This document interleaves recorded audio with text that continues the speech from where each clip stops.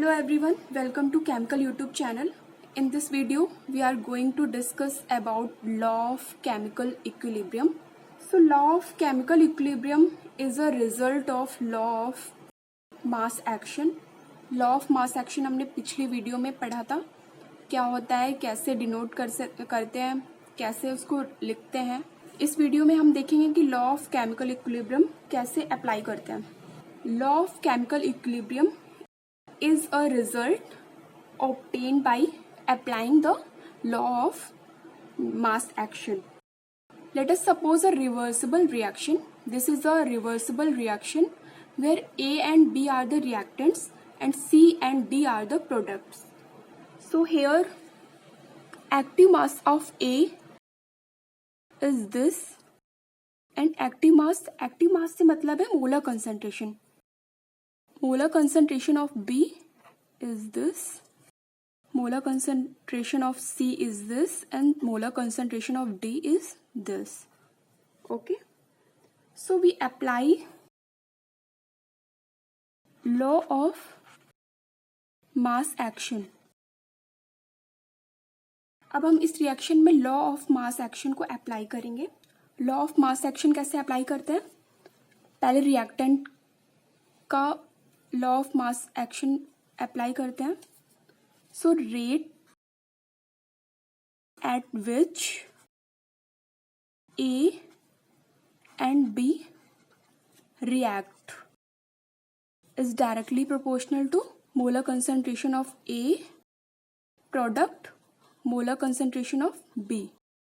Okay, so proportionality constant यहाँ पे हटेगा, प्रोपोर्शनलिटी का साइन यहाँ पे हटेगा तो प्रोपोर्शनलिटी कांस्टेंट आएगा, वेलोसिटी कांस्टेंट जिसे बोलते हैं, के F A and B.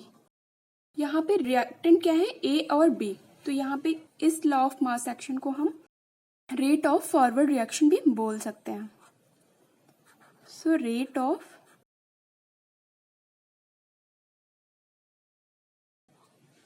Forward reaction is equal to Kf A and B. Okay, similarly हम बैकवर्ड रिएक्शन में क्या होगा? C और D जो है वो रिएक्टेंट की तरह काम करेंगे और प्रोडक्ट देंगे A और B. So we apply law of mass action for C and D. Apply करेंगे तो क्या लिखेंगे? Rate at which C and D react is directly proportional to molar concentration of C product molar concentration of D. इसको हम लोग rate of backward reaction भी बोल सकते हैं. इसको बोलेंगे हम रेट ऑफ बैकवर्ड रिएक्शन. अब यहाँ पे प्रोपोर्शनलिटी हटेगी तो प्रोपोर्शनलिटी कांस्टेंट आएगा. बैकवर्ड रिएक्शन है तो के बी हो जाएगा. जैसे हम लोगों ने यहाँ पर के एफ लिया है, velocity constant for forward reaction, यहाँ पे velocity constant for backward reaction. So C और डी के लिए लिख रहे हैं तो C molar concentration of C and molar concentration of D हो जाएगा. Okay, law of chemical equilibrium क्या कहता है कि इक्विलिब्रियम जब ये रिएक्शन अटेन कर लेगी तो rate of forward reaction will equal to rate of backward reaction. So we apply this law of chemical equilibrium here. at equilibrium क्या हो जाएगा? rate of forward reaction will equals to rate of backward reaction. अब हम इन दोनों को equal करके लिख लेंगे. इन दोनों को इक्वल करके लिखेंगे तो रेट ऑफ फॉरवर्ड रिएक्शन क्या है? के F molar concentration of A and molar concentration of B equals to Kb velocity constant for backward reaction, molar concentration of C and molar concentration of D. अब हम इस equation को हम ऐसे भी लिख सकते हैं, Kf upon Kb equals to molar concentration of C, molar concentration of D upon ये नीचे आ जाएगा molar concentration of A and molar concentration of B. So this Kf upon Kb will equals to K. This Kf upon Kb will equal to K. K क्या है? Equilibrium constant. Equilibrium constant will equal to Kf upon Kb. Velocity constant of forward reaction and velocity constant of backward reaction. This is called equilibrium constant.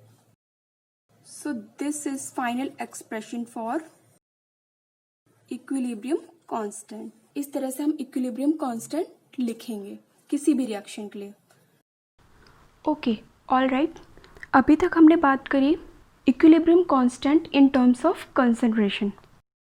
That will be Kc. In terms of concentration होगा तो हम Kc लिखेंगे. Kc equals to